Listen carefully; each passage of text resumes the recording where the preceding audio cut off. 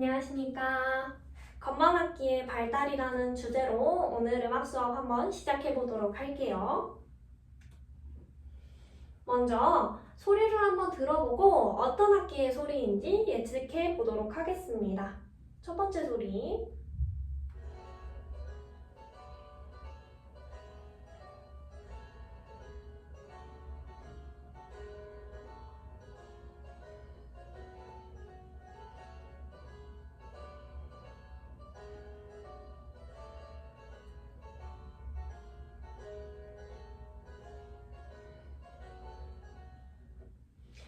네, 첫 번째 소리는 어떤 악기의 소리일까요? 그렇죠. 뭔가 현악기 소리 같긴 한데 기타 소리 같기도 하고. 그렇죠. 두 번째 소리도 들어볼게요.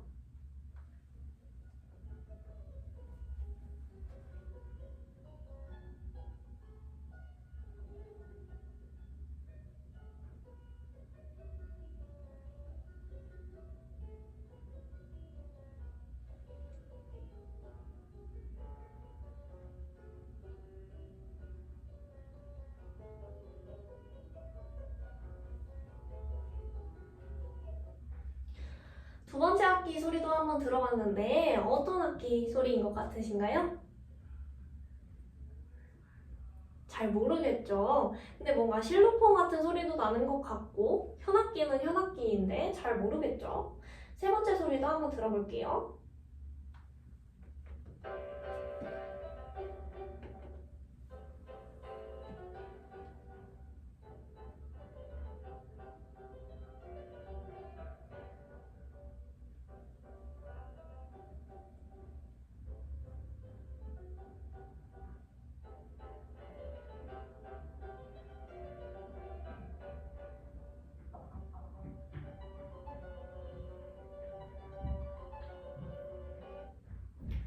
네, 세 번째 소리도 한번 들어봤습니다. 세 번째 소리는 약간 익숙한 악기의 소리죠?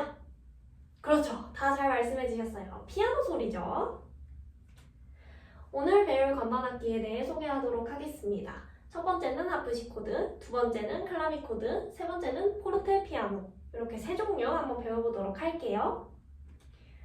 먼저 학습 목표를 다 함께 읽어보도록 하겠습니다. 첫 번째, 시작! 시대별 대표 건반악기의 특징을 설명할 수 있다. 각 건반악기의 음색과 구조적 차이를 이해할 수 있다. 악기의 발달이 음악 표현에 미친 영향을 설명할 수 있다. 네, 잘 읽어주셨어요. 먼저 소개할 악기는 하프시코드입니다. 하프시코드는 바로크 시대에 굉장히 널리 쓰인 악기인데요. 사진을 보시면 피아노와 굉장히 비슷하게 생겼죠. 하지만 피아노와는 완전히 다른 특징을 가지고 있습니다. 피아노는 현을 때려서 소리를 낸다면 하프시코드는 이 현을 뜯어서 소리를 낸다는 특징을 가지고 있어요. 근데 바로크 시대에는 그 현을 뜯는 힘까지는 조절할 수가 없었기 때문에 하프시코드의 특징은 강약 조절이 불가능하다는 것이었습니다. 내부 구조를 잠시 살펴보자면 손가락처럼 생긴 이 부분이 현을 뜯는 역할을 하고 있는 것을 볼 수 있는데요. 동영상으로 한번 자세히 봐보도록 할게요.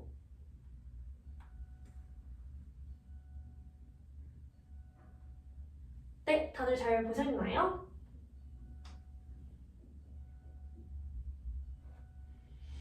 여기 손가락이 현을 뜯는 모습을 볼 수 있었죠?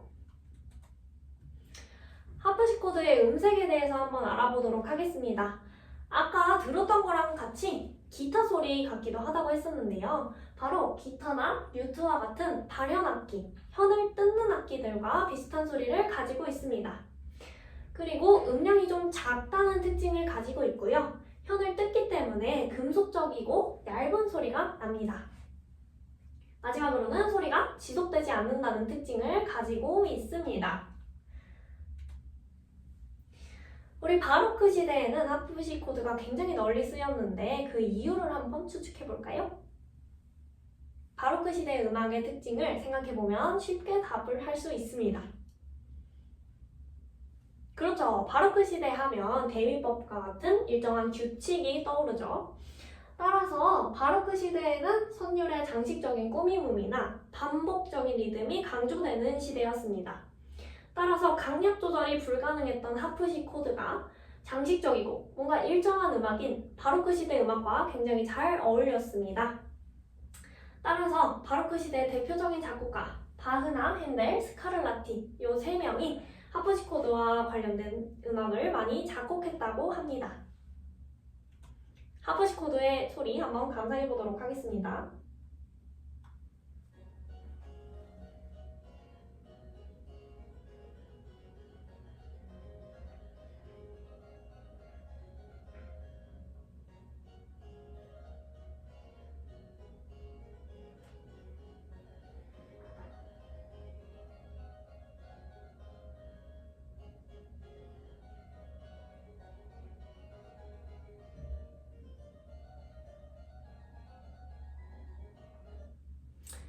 네, 하프시코드 음악 감상해보았고요. 이 곡의 제목은 바의 프렌치 스위트 5번이라는 곡이었습니다.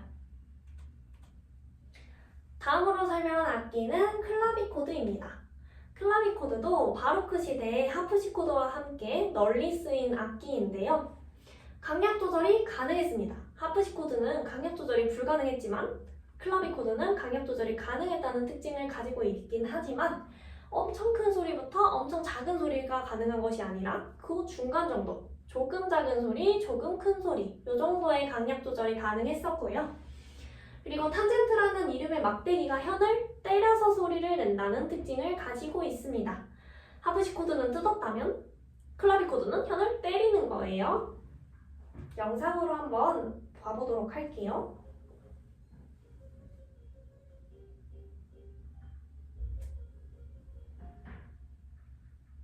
네, 영상 잘 보셨나요? 보시면 여기 있는 이 네모난 애가 올라와서 현을 때리죠. 클라비코드의 음색의 특징은 하프시코드의 얇고 금속적인 소리와는 다르게 따뜻하고 뭔가 부드러운 소리가 난다는 특징을 가지고 있습니다. 그리고 사진을 보시면 굉장히 크기가 작죠. 들고 다닐 수 있는 피아노 그런 크기예요. 그래서 클라비코드는 음량이 작았다는 특징을 가지고 있고요. 클라비코드만의 엄청난 장점, 바로 배붕이 가능한 유일한 악기였다는 것입니다. 배붕이라 함은 현악기에서 비브라토 혹시 알고 계시나요? 이게 현을 흔들어서 소리를 내는 주법인데 클라비코드에서는 건반을 흔들어서 그 비브라토가 가능했습니다. 다음 영상에서 한번 배붕에 대해서 한번 봐보도록 할게요.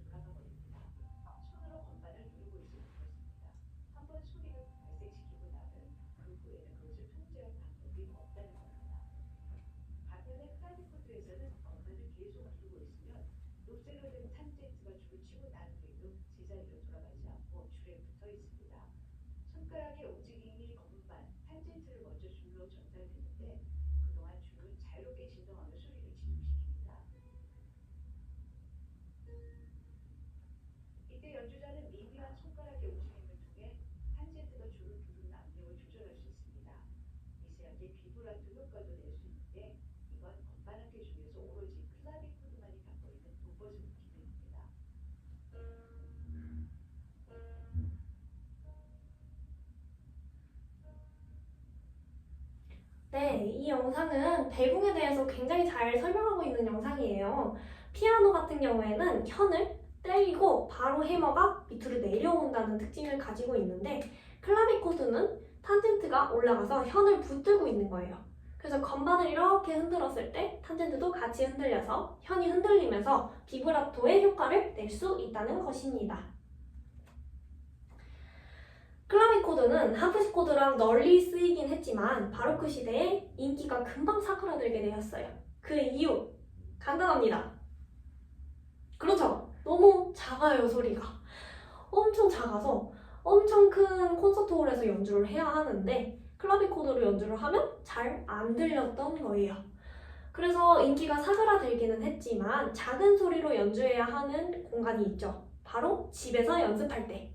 따라서 클라비코드는 연습용 악기로 굉장히 대세를 이루었다고 하고, 또한 고전시대 초기에 포르테피아노가 등장을 해요. 강약 조절이 엄청 크게 가능한 거예요. 그러면서 굳이 클라비코드를 사용할 이유가 사라졌습니다. 하지만 클라비코드를 굉장히 사랑한 작곡가가 있는데요. 바로 바흐. 작은 음량을 가지고 있긴 하지만 어느 정도의 샘여림 표현이 가능하고요. 또한 손가락으로 질감 표현, 대붕이 가능했기 때문에 바흐가 클라비코드를 굉장히 사랑했다고 합니다. 따라서 바흐의 평균절 클라비어나 인벤션 이런 곡들을 클라비코드를 위해서 작곡했다고 예측하고 있습니다. 마지막으로 알아볼 악기는 포르테피아노입니다. 포르테피아노는 이탈리아의 하프시코드 제작자인 크리스토포리라는 사람이 포르테피아노를 만들게 되었고요. 강약 조절이 가능하기는 했지만 음량이 굉장히 작았습니다. 왜냐면 현대 피아노와는 좀 다르게 나무로만 이루어져 있어서 가벼운 소리가 났고요. 현의 굵기도 현대 피아노보다는 약간 얇다는 특징을 가지고 있습니다. 또한 페달이 없어요. 밑에 발로 누르는 애가 없죠. 그래서 소리에 엄청 큰 울림을 만들어낼 수는 없었고요. 음역대에서도 차이가 있었는데 현대 피아노는 건반이 88개죠. 근데 이때 포르테 피아노는 건반 수가 54개에서 68개 정도로 음역대도 약간 작았다고 합니다. 포르테 피아노의 그 건반 구조를 한번 살펴보도록 하겠습니다. 여기 건반을 누르는 부분이고 여기를 눌렀을 때 여기는 올라가겠죠.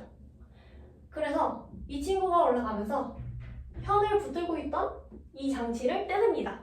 현을 제한하고 있었어요. 근데 이 친구가 이렇게 올라가요. 그리고 동시에 해머가 올라와서 현을 툭 때립니다. 그래서 울리는 소리를 만들어낼 수 있던 거예요.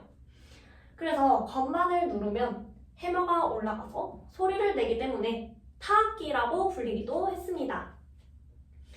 그리고 포르테피아노의 해머는 이렇게 좀 큰 해머가 아니라 약간 작고 가벼운 해머였기 때문에 좀 부드러운 타격이 가능했다는 특징을 가지고 있습니다.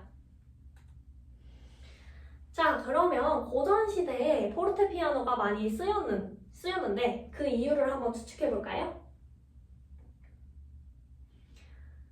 고전시대 음악의 특징. 그렇죠. 감정 표현의 시작이었죠.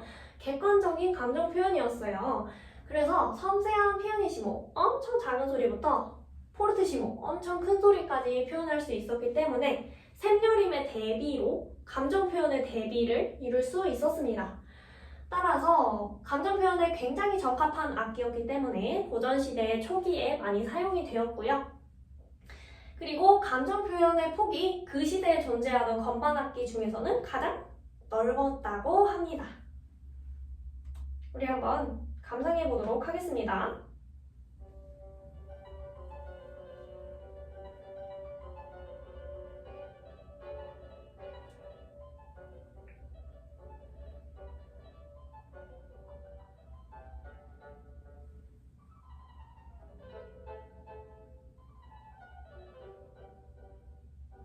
지금 들어보면 강약의 표현이 굉장히 확실하죠. 자, 우리 끝으로 퀴즈를 풀어보고 수업을 마치도록 하겠습니다. 첫 번째 문제, 하프시코드는 강약 조절이 가능한 악기이다. O, X. 그렇죠, X죠.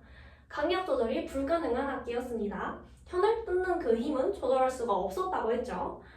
두 번째, 클라비코드는 현을 뜯어서 소리를 낸다.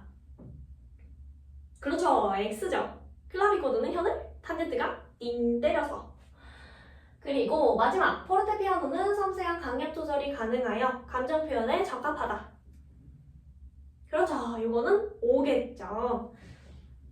네, 끝으로 수업을 마치면서 다음 시간에는 포르테피아노랑 현대 피아노랑 한번 비교를 해보고 그 피아노들로 연주한 곡들을 감상해보면서 어떤 차이점이 있는지 한번 이야기해보도록 할게요. 오늘 수업을 마치도록 하겠습니다. 감사합니다.